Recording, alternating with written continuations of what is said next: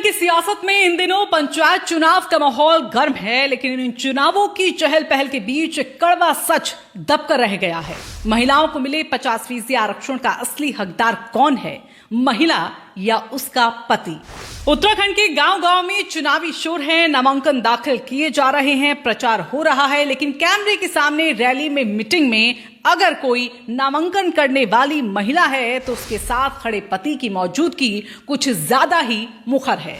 सरकार ने भले ही पंचायतों में महिलाओं को आधी भागीदारी देने के लिए 50% आरक्षण का ऐलान किया हो, लेकिन जमीनी हकीकत इससे बिल्कुल उलट है। नाम महिला का, कुर्सी पर अधिकार पति का। जी हां, उत्तराखंड के पहाड़ी जिले चमोली, टिहरी, बागेश्वर, पिथौरागढ़, अल्मोड़ा, रुद्रप्रयाग से लेकर मैदान के हरिद्वार और उधम सिंह नगर तक हालात कमोबेश एक जैसे हैं। पिछले कई चुनावों से एक शब्द आम हो गया है, सरपंच पति या प्रधान पति।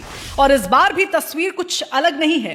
पिथौरागढ़ जिले की बात करें तो नामांकन दाखिल करने के पहले दिन से ही ज्यादातर नाम पुरुषों के दिखे, जबकि फॉर्म किसी महिला के नाम से भरा गया था।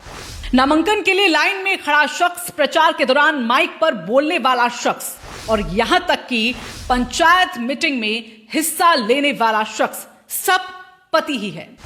सवाल उठता है कि जब हर जिम्मेदारी, हर निर्णय, हर दस्तखत पति कर रहा है तो आरक्षण का फायदा किसे मिला?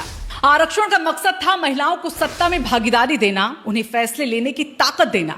लेकिन अगर यह फैसला भी कोई और ले रहा है तो इसे बदलाव कहेंगे या फिर दिखावा? टिहरी के एक गांव में महिला प्रधान से जब संवाददाता ने विकास कार्यों को लेकर सवाल किया तो महिला ने कहा, आप मेरे पति से बात कर लो, वही सब देखते हैं। रुद्रप्रयाग में बीडीसी महिला सदस्य की जगह उनके पति ने क्षेत्र पंचायत की बैठक में हिस्सा लिया। जब सवाल उठाया गया तो जवाब मिला, समझ नहीं है इन बातों की। क्या यही वो सशक्तिकरण है जिसकी बात सरकार और सिस्टम बार बार करते हैं? क्या महिलाओं को सिर्फ मोहरा बनाकर पंचायत की बागडोर अब भी पुरुषों के ही हाथ में है? पंचायत चुनाव के प्रचार में भी तस्वीर अलग नहीं है। बैनर पर फोटो महिला की, लेकिन भाषण मंच से पति दे रहे हैं। महिला उम्मीदवार के नाम से घर घर प्रचार पति कर रहे हैं।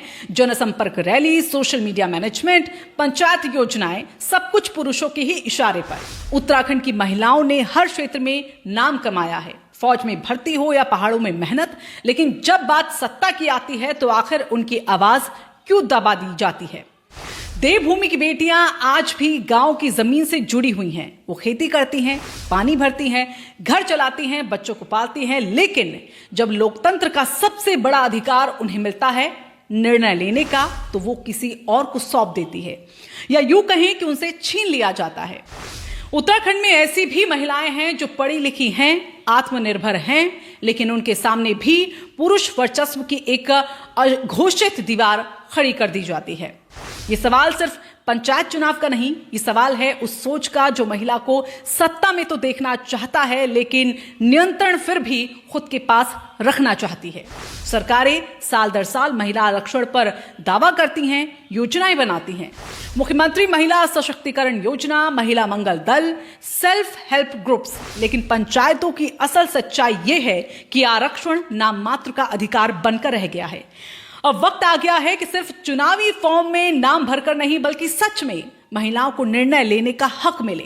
सरकार को भी चाहिए कि केवल आरक्षण देकर पीछे ना हटे, बल्कि पंचायत प्रतिनिधियों की ट्रेनिंग, कानूनी जागरूकता और नियमित निगरानी सुनिश्चित करे।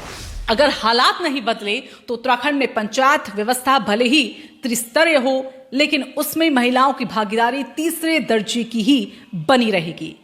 कहते हैं लोकतंत्र की असली जड़ें गांव में होती है। अगर वहीं पर महिला का अधिकार किसी और के नाम पर चला जाए तो लोकतंत्र क्या बचेगा? ये रिपोर्ट सिर्फ चुनाव नहीं, एक चेतावनी है। आरक्षण तब तक बेकार है जब तक महिलाएं असली सत्ता में नहीं आती।